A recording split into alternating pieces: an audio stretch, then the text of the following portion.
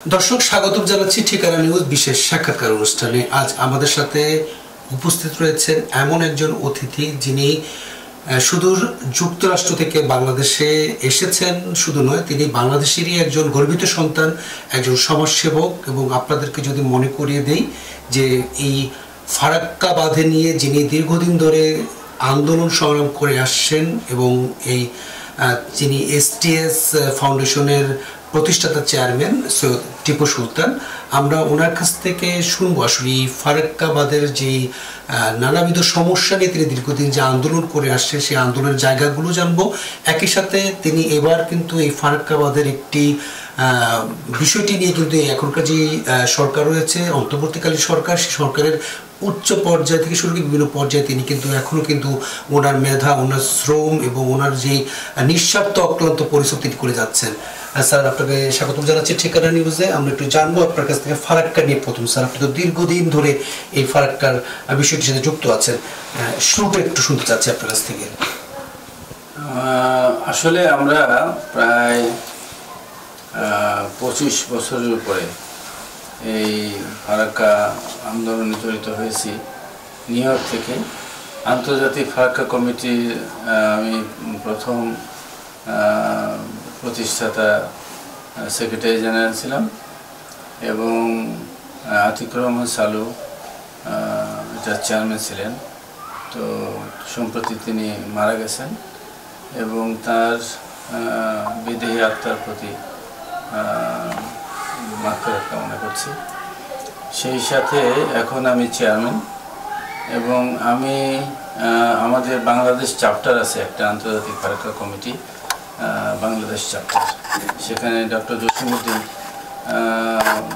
প্রাক্তন vice chancellor Jahangirnagar বিশ্ববিদ্যালয়ের, উনি প্রেসিডেন্ট, এবং মাওলানা ভাসানীর আজীবন সেক্রেটারি এবং হককথা সম্পাদক সৈয়দ ইরফানুল বারী সেক্রেটারি করে একটা কমিটি বাংলাদেশে।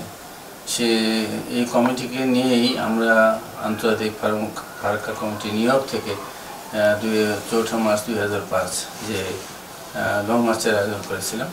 সেটা একটা ঐতিহাসিক ঘটনা ছিল, কারণ 12,000 মাইল দূরের থেকে এসে অর্গানাইজ করে ধুধু বালুচরে ব্রহ্মপুত্র নদের তটে একেবারে আধা মাইল 1 মাইলের মধ্যে বাড়িঘর নাই, সেইখানে বর্ডারের কাছে প্রায় 1 মিলিয়ন পিপল, 10 লক্ষ লোকের যে বিশাল জনসমাবেশ হয়েছিল, সেটা কিন্তু ফারাক্কার ব্যাপারে ছিল না, সেটা ছিল আন্তঃনদী সংযোগ পরিকল্পনার বিরুদ্ধে। কারণ ফারাক্কা তো বেসিক্যালি একটা নদী, পদ্মা, গঙ্গা, কিন্তু আন্তঃনদী সংযোগ পরিকল্পনা হচ্ছে ভারত যে পরিকল্পনা নিয়েছে হাতে, সবগুলো অভিন্ন নদীর পানি, একেবারে হিমালয়ান, নন হিমালয়ান যতগুলো নদীর পানি আছে পশ্চিমবঙ্গের উপর থেকে তুলে নিয়ে যাচ্ছে, ডাইভার্ট করে নিয়ে যাচ্ছে মরু অঞ্চলে তাদের এলাকায়। সুতরাং এটাতে যেমন একটা হাত, যদি হাতের ভেইন কেটে যায় বা কিছু হয়, তখন এটা চিকিৎসা হয়, বা একটা হাত কাটেই গেল, কিন্তু গলা যদি কেউ চেপে ধরে তখন তো তার মৃত্যু অনিবার্য। তেমনিভাবে সবগুলো নদীর পানি যদি নিয়ে যায় তাহলে আমাদের মৃত্যু অনিবার্য বাংলাদেশে। তো বাংলাদেশের মানে রক্ত সঞ্চালনে যদি মানুষের বেঁচে থাকার আসল কথা হয়, তবে খাল, বিল, নদী, ঝিল এবং এগুলোর বেঁচে থাকার আসল কথা হলো বাংলাদেশে বেঁচে থাকা। সেই প্রেক্ষাপটে এইবার আমার অনেকটা আশা এই কারণে যে ফারাক্কা চুক্তি। এটা শোনার আগে আপনার কাছে একটা বিষয় শুনতে চাচ্ছি, যেটা হলো যে আপনি সুদূর সেই আমেরিকাতে থাকছেন, যুক্তরাষ্ট্রে থাকছেন, পরিবার পরিজন নিয়ে থাকছেন, আপনি সেখানে কিন্তু ওয়েল সেট আপে আছেন। এত দূর থেকে আপনি বাংলাদেশের জন্য চিন্তা করছেন, সেই ফারাক্কা নিয়ে আপনি একটা সময় অক্লান্ত পরিশ্রম করেছেন, নেতৃত্ব দিয়েছেন, এখনো সেটা নিয়ে চিন্তা করছেন। স্যার, কেন? কারণ আমাদের এটা বাঁচা মরার প্রশ্ন। আপনাকে একটা ছবি দেখাতেই হবে এখন। এইখানে যেটা, এই যে দেখেন, এইটা হচ্ছে হার্ডিন বেজের ওখানে। আমি নিজে, এটা আমার নিজের ছবি, এবং আমার ভাগিনা কাউসার এই ছবিটা তুলেছিল। এবং আমি নিজে এই পদ্মা নদী পার হয়েছি হেঁটে। তার মানে কি বর্তমান অবস্থায় আমরা 85 ভাগ পানি পাই ব্রহ্মপুত্র নদ দিয়ে, আর 15 ভাগ হলো পদ্মা, মেঘনা, যমুনা, বৃষ্টি। আর ওইটা পাওয়ার পরে এই মধুকরণ, আর ওই 85 ভাগও যদি তুলে নিয়ে যায় তাহলে কি অবস্থা হতে পারে। অর্থাৎ সুদূর প্রবাসী থেকে এই দেশের যে টান, মাটির যে টান, দেশের মানুষের যেই মানে যেই পানির সংকটের বিষয় বা একটা অদূর ভবিষ্যতে কি হতে পারে, এই চিন্তাগুলো আপনার মাথায় সেই সুদূর আমেরিকা থেকে কাজ করেছে, যেটি আপনি বলছেন মনে করছি আমরা। না, অবশ্যই, মানে যে কোনো একটা নাগরিক, আপনি শুধু চিন্তা করেন যে 85 ভাগ পাওয়ার পরে যদি এই অবস্থা হয়, যেখানে এক সময় 30-40 ফিট পানি ছিল, আর সেইখানে যদি 85 ভাগও নিয়ে যায় তাহলে আমাদের মৃত্যু অনিবার্য। তাহলে কি অবস্থা হবে? জাস্ট একটা মানে দ্বিতীয় শ্রেণীর একটা ছাত্র জিজ্ঞেস করলে সে সহজে বলে দিতে পারবে কত ভয়াবহ পরিস্থিতি বাংলাদেশের জন্য অপেক্ষা করছে, অর্থাৎ অনিবার্য মৃত্যু। তো সেটা চিন্তা করলে একটা সুনাগরিকের ঘুম হওয়ার কথা না। আমার অনেক নির্ঘুম রাত কেটেছে।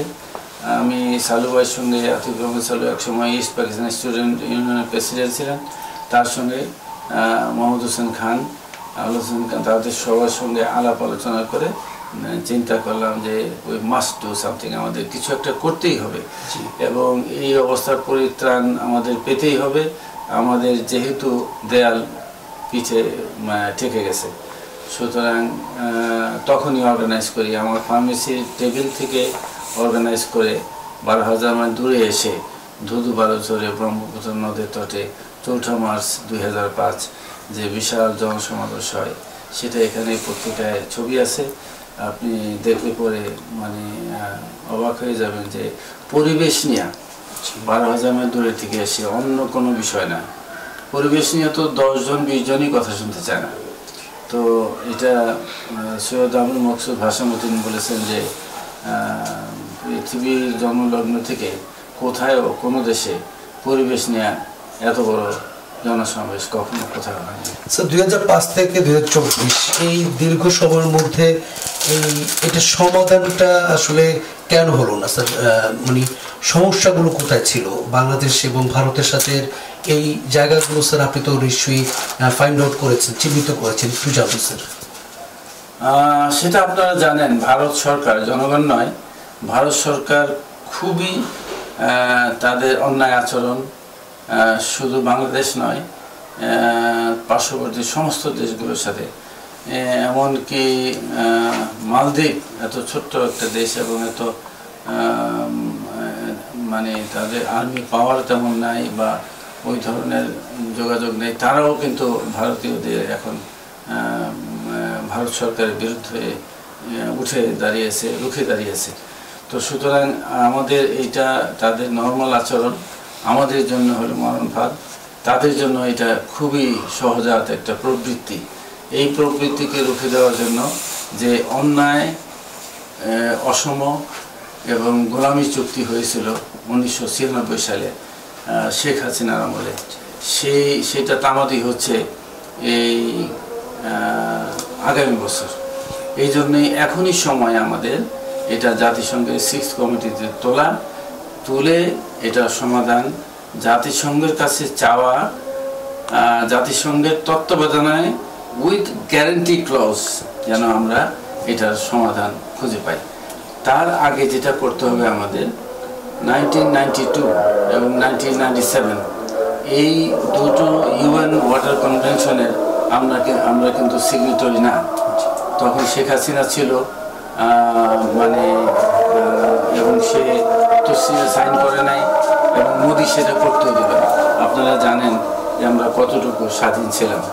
তো সেই প্রেক্ষাপটে আমাদের প্রথম এই সরকারের কাছে দাবি, আমি ডক্টর আসিফ নজরুল থেকে শুরু করে, ডক্টর সালাউদ্দিন থেকে শুরু করে, ডক্টর মোহিন খান থেকে শুরু করে এবং সবার সঙ্গে কথা বলেছি, ফরহাদ মাজার ভাইয়ের সঙ্গে কথা বলেছি। তো সেখানে আমাদের এখনই সময় যে ওগুলোকে সিগনেটরি হওয়া এবং আমাদের ওই ইউএন যেটা কনভেনশন আছে সেই কনভেনশনে পার্টিসিপেট করা। এবং এছাড়া কোনো বিকল্প মানে পার্টিসিপেট করার পরপরই আমাদেরকে জাতিসংঘে অ্যাপিল করতে হবে যে under the auspices of United Nations যাতে আমাদের মানে পানি সমস্যার সমাধান করা হয় উইথ গ্যারান্টি ক্লজ। স্যার, আপনি চেয়ারম্যান হিসেবে দায়িত্ব পালন করছেন কতদিন ধরে? ফারাক্কা চেয়ারম্যান হিসেবে খুব বেশি দিন হয়নি, হয়তো বছরখানেক কেবল, কিন্তু এর আগে তো আমি প্রতিষ্ঠাতা সেক্রেটারি জেনারেল ছিলাম। এবং এই যে আপনারা দেখেন ডেইলি স্টার থেকে শুরু করে এখানে মাত্র 20টা ফ্ল্যাগও না, 300 ফ্ল্যাগ লাগিয়েছিলাম। 20টা ফ্ল্যাগে কী পরিমাণ লোক, 300তে কী হতে পারে। এবং এটা একটা বিশাল ঘটনা। এটা ইত্তেফাক জনকণ্ঠ যেখানে নিয়োজিত দিত না সেখানে তারা এই প্রার্থীকে ওপার নিয়োগ দিয়েছে, ইন্ডিপেন্ডেন্ট এবং প্রথম আলো। এটা দেখেন এখানে 25টার মতো ফ্ল্যাগ, 300 ফ্ল্যাগে কী পরিমাণ লোক হতে পারে। এটা জনসমুদ্র মনে হয় যেন, মানে এটা অবিস্মরণীয় অবিশ্বাস্য এক মহাসমাবেশ। পরিবেশের উপরে এত বড় মহাসমাবেশ পৃথিবীতে কোথাও হয়েছে কিনা জানা নেই। জি, আপনি তো আবার যুক্তরাষ্ট্র থেকে বাংলাদেশে এসেছেন আসলে এই বিষয়টি নিয়ে এখনকার সরকারের সাথে আলোচনা করার জন্য। আপনি এর মধ্যে কি যোগাযোগ করতে পেরেছেন কিনা, বা কি পরিকল্পনা আপনি নিয়ে এসেছেন এবার এই বিষয়টি নিয়ে? হ্যাঁ, না, যোগাযোগ করেছি এবং অনেকের সাথে যোগাযোগ করেছি। অনেক উপদেষ্টার সঙ্গে কথা হয়েছে, আমার স্বরাষ্ট্রমন্ত্রীর সঙ্গে, স্বরাষ্ট্র উপদেষ্টার সঙ্গে কথা হয়েছে এবং ডক্টর আসিফ নজরুল সাহেবের সঙ্গে কথা হয়েছে, ফরহাদ মঞ্জুর ভাইয়ের সঙ্গে কথা হয়েছে, বিএনপি মির্জা আব্বাসের সঙ্গে কথা হয়েছে এবং ডক্টর মুইন খান বিএনপি তার সঙ্গে কথা হয়েছে দীর্ঘ সময়, এবং ডক্টর সালাউদ্দিন সাহেবের সঙ্গে কথা হয়েছে যিনি অর্থ উপদেষ্টা। এবং সবাই একমত যে আমাদের must go head with this appeal. জাতিসংঘে আমাদের অ্যাপিল করতে হবে এবং এটা ছাড়া কোনো বিকল্প নেই আমাদের বাচ্চা, যাতে গ্যারান্টি ক্লজ সহ আমরা এই পানি সমস্যার সমাধান পেতে পারি। স্যার, এটা শীঘ্রই কি এটা ওনাদের সাথে কোনো বৈঠকে সিদ্ধান্ত হয়েছে কিনা, কোনো আলোচনার কোনো দিক নির্দেশনা পেয়েছেন কিনা? তাদের সঙ্গে অলরেডি বৈঠক করেছি। এখন বৈঠক করার ইচ্ছে হলো পানি মন্ত্রণালয়ের উপদেষ্টার সাথে 2-1 দিনের মধ্যে এই মিটিংটা হবে এবং তারপরে আমরা চাচ্ছি যে প্রধান উপদেষ্টার সঙ্গে আমি চাচ্ছি যে আমি নিউ ইয়র্কে যাওয়ার আগে একটা বৈঠক করব এবং সেই সাথে হয়তো আমি কালকে ফরহাদ মজুমদারকে বলে আসলাম যে আমাদের টিএসএর তরফ থেকে আমরা প্রাথমিকভাবে খুব সামান্য একটা 10 লক্ষ টাকার একটা চেক দিব যারা আহত এবং নিহত এই জুলাই বিপ্লবে, তাদের জন্য আমরা এগিয়ে আসবো। এটা হলো শুরু এবং ওইখানে গিয়ে সম্মিলিতভাবে আমার ব্যক্তিগতভাবে যা কিছু আছে সমস্ত কিছু নিয়ে যারা এই বিপ্লবে আহত হয়েছে, যারা নিহত হয়েছে এবং যারা এখন অবহেলায়, অনেকেই অবহেলায় পড়ে আছে, নীরবে নিভৃতে, আমরা অনেকে জানিও না, সেগুলোকে খুঁজে বের করে এটা আমাদের যে বিবেকের তাড়নায় আমাদের দায়বদ্ধতা আমাদের পরিশোধ করতে হবে। এই রক্তের ঋণ আমাদের অবশ্যই পরিশোধ করতে হবে, এটার কোনো বিকল্প নেই। এবং তাদের বিচার, যারা এটা কমিট করেছে তাদের বিচার অবশ্যই এই বাংলার মাটিতে হবেই হবে। স্যার, একটি প্রশ্ন আমরা জানতে পেরেছি যে আপনি তো এই ফারাক্কা নিয়ে তো আপনার দীর্ঘদিনের আন্দোলন, শুধু না আপনি এখন বাংলাদেশের সাধারণ প্রত্যন্ত অঞ্চলে সাধারণ মানুষের কথা ভাবছেন, আপনি একজন সমাজসেবক। আপনি এসটিসি ফাউন্ডেশনের একজন, এসটিএস ফাউন্ডেশনের একজন প্রতিষ্ঠানের চেয়ারম্যান। তো আমরা এই প্রতিষ্ঠান সম্পর্কে স্যার একটু জানবো, একই সাথে আসলে এদের কার্যক্রম নিয়ে যদি একটু আমাদেরকে ছোট করে একটু বলেন স্যার। এসটিএস ফাউন্ডেশন আসলে এবং টিএসআই টাচিং সোলস ইন্টারন্যাশনাল, যেটার ব্যানারে আছে হলো কুসুমপুর প্যালিয়েটিভ কেয়ার সেন্টার, যেটা প্যালিয়েটিভ অ্যাসোসিয়েশনের সিস্টার কনসার্ন, এবং আমরা সহস্রাধিক পেশেন্ট আমরা বাড়ি বাড়ি যাই, আমাদের নার্স, ডাক্তার, ফার্মাসিস্ট এরা সব বাড়ি বাড়ি যায়, আপনারা দেখেছেন মনে হয়। তো সেখানে গিয়ে পেশেন্টদের সাথে গল্প করে কথা বলে, যাতে কেউ নাই, কারো 111 বছরের পেশেন্টও ছিল আমাদের। তো তাদের সঙ্গে কথা বলা, গল্প করা, একটু সময় দেওয়া, তাদের মাথায় তেল দেওয়া, মাথা আশ্রয় দেওয়া, গোসল করে দেওয়া, নখ কেটে দেওয়া, এবং পায়ের নখ কাটার জন্য আবার যন্ত্র দিয়ে খুব সফট করে তারপরে শেষে এবং লোশন মেখে দেওয়া তাদের আঙ্গিনায়। সেই ভাঙা খাট, ভাঙা ঘাট, সেই তার যে পুরনো সেই বাড়ি, হয়তো 100 বর্ষ আগের বাড়িতেই সে চিকিৎসা নিতে অভ্যস্ত এবং পছন্দ করে। তো আমরা সেই কাজটি করতেছি, ডাক্তার, নার্স, ফার্মাসিস্ট এবং ভলান্টিয়ার সবাই গিয়ে। এখন আবার শুরু করেছি আমরা যে ওষুধ ফ্রি দিলাম, চিকিৎসা ফ্রি দিলাম, কিন্তু আপনার পেটে যদি কিছুই না থাকে তাহলে এটা কতদিন কাজ করবে? তখন আমরা শুরু করেছি গত 2 বছর যাবৎ যে ফিনান্সিয়াল অ্যাসিস্ট্যান্স। যেমন কাউকে 500 টাকা, 1000 টাকা, 2000, 5000, 10,000 টাকা, সামান্য টাকা দিলে সে হয়তো মাসে তার 2টা ভাত সে তার মুখে পড়তে পারে। তো সুতরাং সেই ব্যাপারে আমরা পদক্ষেপ নিচ্ছি এবং বহু পেশেন্ট এই প্রকল্পের আওতায় এসছে। এবং তার সাথে যদি কোনো পেশেন্ট তার জীবনের শেষ ইচ্ছে, হয়তো বা ক্যান্সার হয়ে গেছে, মারা যাবে 2-4 বছরের মধ্যে, সে যদি মনে করে যে আমি একটা পৃথিবীর সর্ববৃহৎ আম খাবো 5 কেজি, যেটা ব্রুনাই কিং আপনারা দেখেছেন বাগানে, অথবা আমি সবচেয়ে বড় কাঁচা মিঠা আম খাবো, সেটাও আমরা ব্যবস্থা করে দিই, তার আঙ্গিনায় লাগাই দিই। আমাদের ভলান্টিয়াররা সেটা পরিচর্যা করে। এবং মিয়াজাকি, যেটা নাকি জাপানে 1 লক্ষ টাকা দাম, সূর্য ডিম যেটা, সেটা সে যদি সবচেয়ে এক্সপেন্সিভ আম খেতে চায় তখন তার আঙ্গিনায় আমরা সেটাও লাগিয়ে দিই। এবং শুনে খুব আন্দোলিত হবেন যে একটা পেশেন্ট একবার কাতল মাছের মাথা খেতে চাইছে, বড় কাতল মাছের। তখন কাতল মাছ ধরে পুকুর থেকে নিয়ে তারপরে তাকে সেখানে দেখায়, রান্না করে নার্সরা তাকে নিয়ে বাসায় নিয়ে গেছে। সে 1 ঘন্টা বসে, 2 ঘন্টা বসে খেয়েছে সেটা।